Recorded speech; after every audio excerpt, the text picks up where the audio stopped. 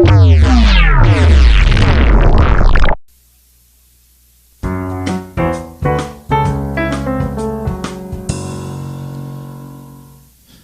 evening and welcome to another edition of Jay's Retro Toys and Games for Friday, September 16th, 2022. Episode 26 coming at you right now, and we're into another game topic tonight. You saw two toys before, which was Slinky and... what else did we talk about? We talked about Slinky.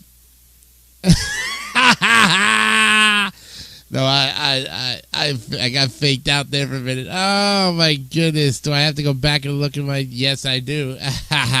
Slinky and the Yo-Yo. There you go. My goodness. No, I'm not having a senior moment. Thank you very much. No. But we're talking about a game tonight that's been around for a long time. In fact, it's one of those playground games that you see all the time in... schoolyards and in backyards all over the place. Yeah, you know what we're talking about tonight, right? We're talking about Hopscotch tonight on Jay's Retro Toys and Games.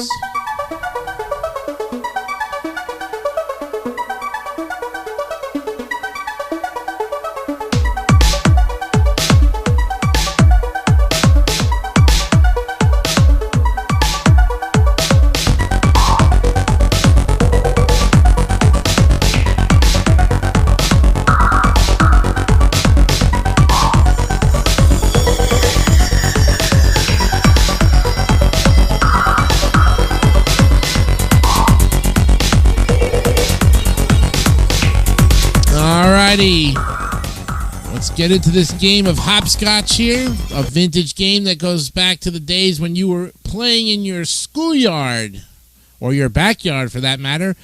A popular playground game in which players toss a small object called a lagger into numbered triangles or a pattern of rectangles outlined on the ground, and then hop or jump through the spaces and retrieve the object. It's a children's game that can be played with several players or alone. It's a physical and cognitive workout.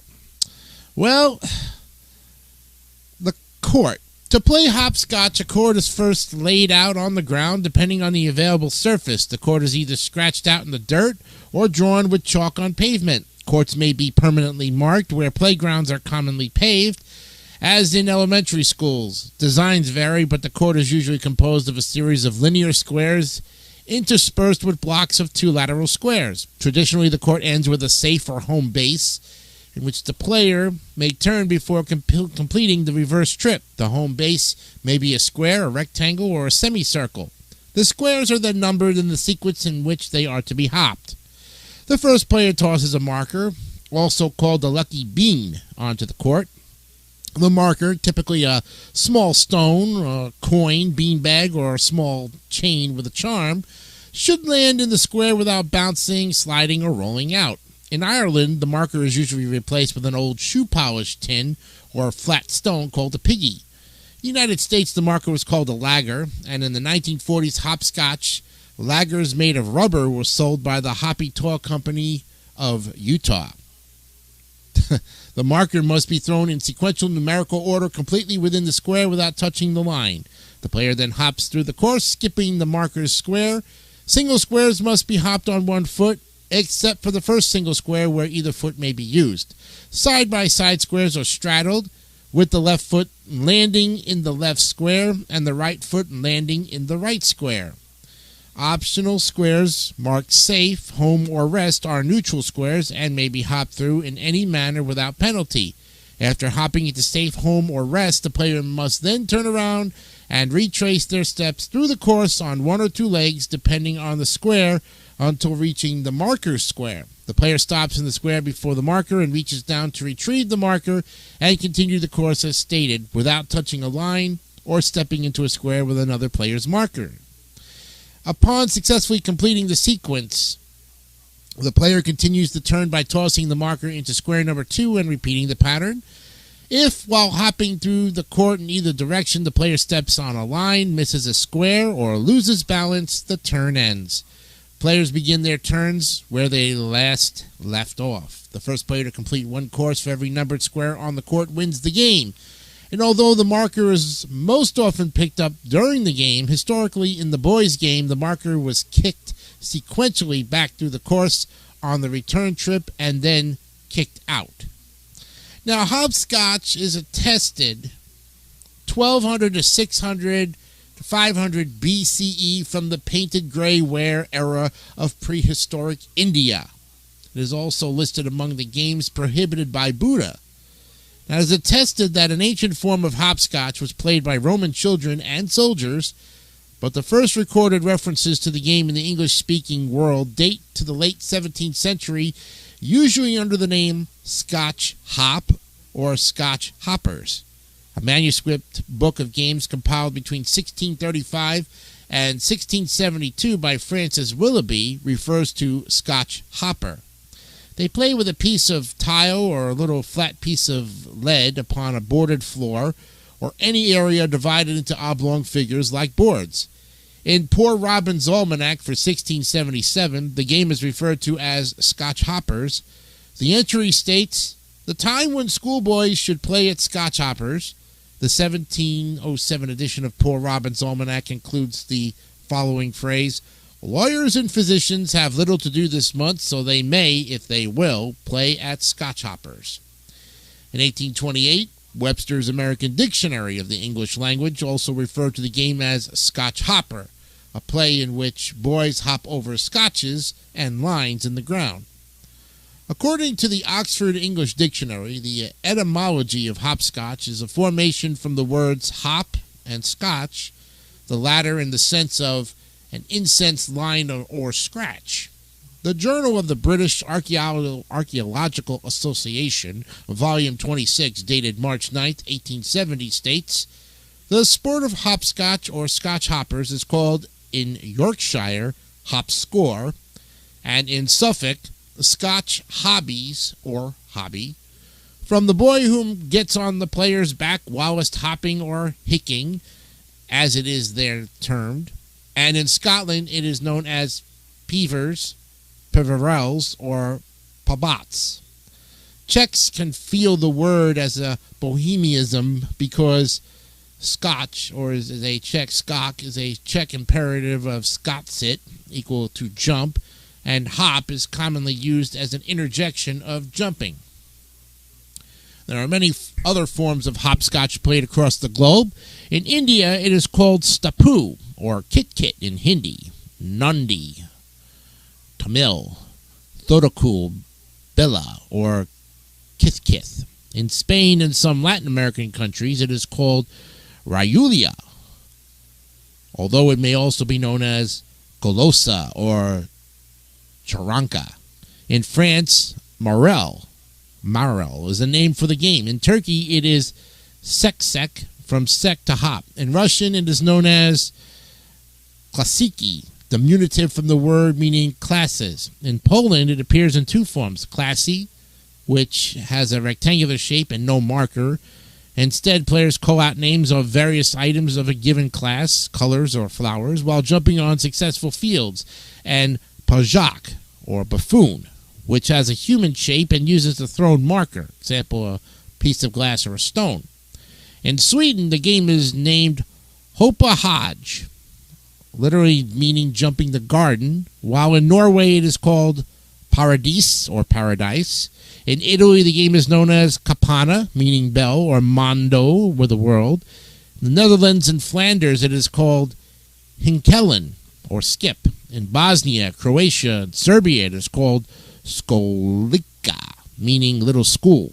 In Malaysia, the most popular variant is called Teng Teng. In Mexico, it is called Bebelich, Mamalich, meaning drinking milk, or Mamaliche, or Avancito, meaning little plane after its shape.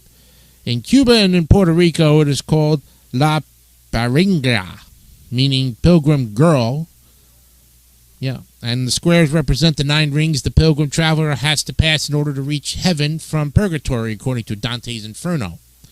In Romania, the game is called Sotran and is widely played by children all over the country. In Denmark, it is called Hink. In Brazil, it is called amarelina, evolved from marel, the French name for the game that became too closely associated with the radical amarelo, yellow, and its diminutive enrola. In Breton, the name is reg or delech. The Albanian variant is called rasave, which is composed of two words: rasa, the flat stone, an object used to play the game, and v, or vi, the line jumping the houses. In the Philippines, hopscotch is called pico in Tagalog, and sometimes also called kiki or bicabix in Visayas or Cebuano. It is in common court in the Korea. Court in the Philippines has 6 squares. In India, hopscotch is called thikraya, because broken stones called thikraya are also slid across the grid as players hop to each square. In South Korea, hopscotch is called sabanchigi, meaning hitting the 4 cardinal directions, and is widely played across the nation. In Ghana, hopscotch is called tumatu and is mostly played by children. In Zimbabwe, the game is called pata and is mostly played by girls. In America, the game is referred to as hopscotch and is played with a marker. It's found on elementary school playgrounds and is an activity most often played by girls. The hopscotch game's generic name in Persia is lele. The most common form of lele in Iran resembles the older Western types and uses 6 or more, always an even number, side-by-side squares, successfully vertically numbered. The player uses a peg or a flat stone that the player must kick to the next square as the player is hopping. If either the stone or a player's foot lands on a line, the player forfeits the game or loses a turn. Although somewhat less common, the contemporary Western type also is played. In the Glasgow era, hopscotch is called beds or peavers. Peaver is also the name of the object which is slid across the grid to land in a square. In the 1950s and 60s in Glasgow, it was common for the peaver to be a shoe polish tin filled with stones or dirt and screwed shut. Edinburgh children also called the game peavers, played on a peaver bed with a chalked grid and a small flat tin, like a puck, where the chalk is stored during the game with the ballast. Morel, in the French word, is the name of the traditional hopscotch game in France, but a variant there is known as escargot, snail, or morel ronde, round hopscotch. The variant is played on a spiral course. Players must hop on one foot to the center of the spiral and then reverse their path to back out again. If the player reaches the center without stepping on a line or losing balance, he or she marks one square with his or her initials, and from then on may place 2 feet in that square while all other players must hop over it. In Germany, Austria, and Switzerland, the game is called Himmel und Hölle, heaven and hell, although some other names are used as well depending on the region. In India, it's called Kith Kith, and in New York City, they call it Potsy. Hopscotch, the name probably refers to a potsherd that was used as a marker. Brazil, the game is called amarelina. Chile, the game is called luche. In Australia, hopscotch is played in stages. Latin America, Raiule. South Asia, Chindro. Catalonia, Zaranica. And Ghana, Tumatu. During the COVID-19 pandemic, in April of 2020, a giant hopscotch game with nearly 1,000 squares was created in Edinburgh to be used with the following social distancing rules. The current Guinness Book of World Records holder for the fastest hopscotch game is Hopscotch J. Mike at 1 minute and 13 seconds. A hopscotch court drawn such that the area where the final step would be is instead a sheer drop, such as a building or cliff, such that any participant would fall to their death upon completion, is a motif occasionally seen in fiction, sometimes as a device for black comedy. A notable example is featured on the cover of the Korn, that's K-O-R-N album, Follow the Leader, which focuses on a young girl participating in the game at a cliff. The concept was described by Jonathan Davis as representing a loss of innocence. A 2010 PBS documentary, New York Street Games, includes Potsy described as a girl's name. In the film, Julio Cortázar based his novel Hopscotch on this game. And there you have it, folks. A look at Hopscotch in all of its glory. Coming up next week on episode 27, which will be Monday, we'll be looking at another game, another playground game. And I'm thinking maybe Hit the Stick. Let's see. I don't know. Hit the Stick. I don't know if Hit the Stick has a hit me with your rhythms. No, that doesn't have anything to do with that. Okay.